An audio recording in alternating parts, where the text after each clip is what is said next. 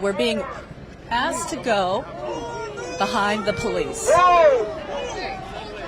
Press. He's press. He's with me. He's with me. I have my verification. I have my verification right here. He doesn't come through. You do. Sir, I have to go with Okay, go. Are you grabbing me? No, I didn't touch you.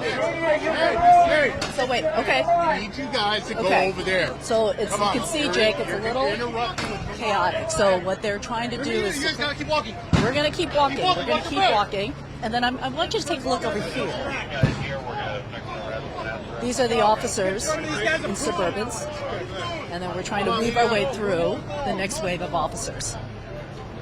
But you can see, I mean, there's press parked on the sidewalk because when today started, this area into the Metropolitan Detention Center was completely open.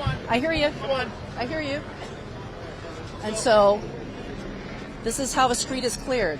The LAPD is creating a line to try to make the people who are protesting and demonstrating, watch out, come this way.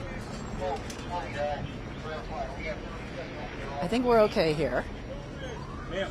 Yeah? Please, I need you to move, please. Are you moving all these as well? Okay. All right, we're going to keep moving.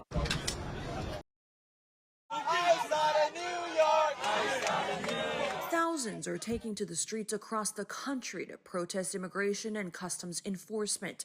The epicenter is in Los Angeles. City officials say the vast majority of demonstrators here are following the law. When these peaceful rallies end and the protesters head home, another element moves in. But the number of people arrested during the protests climbing. Nearly 200 were taken into custody on Tuesday before a small part of the city went under curfew. I would appeal to the president to stop the ICE raids so that we can have stability in our city. National Guard members are in LA against the governor's wishes. A U.S. official says hundreds of Marines the president mobilized have been briefed on rules for use of force on American soil. This brazen abuse of power by a sitting president inflamed a combustible situation, putting our people, our officers, and even our National Guard at risk. The White House says undocumented immigrants broke the law by entering the U.S. illegally. Demonstrators say ICE shouldn't go after those who are otherwise law-abiding. In Los Angeles, I'm Maribel Gonzalez.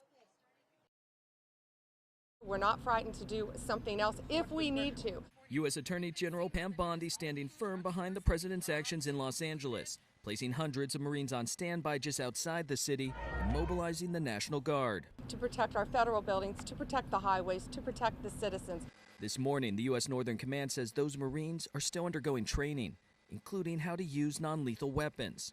These are the men and women trained for foreign combat, not domestic law enforcement. On a New York Post podcast today, Trump says he feels more emboldened in his second term. I can be stronger on an attack on Los Angeles. I think bringing in the National Guard 4 years ago or 8 years ago would have been more difficult. California Governor Gavin Newsom has accused the president of dangerously inflaming the situation by sending in Marines and National Guard troops. Democracy is under assault before our eyes. An overnight curfew has been in effect in parts of downtown to tamp down potentially violent agitators and run-ins with the LAPD.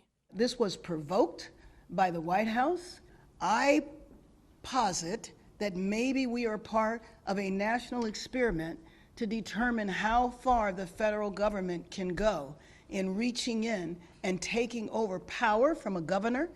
The mayor says the curfew, which covers about 1 square mile of downtown LA, is likely to continue for a few more days. LA's unrest comes as similar protests take place in several other cities like New York, Austin, Washington, D.C., and Chicago.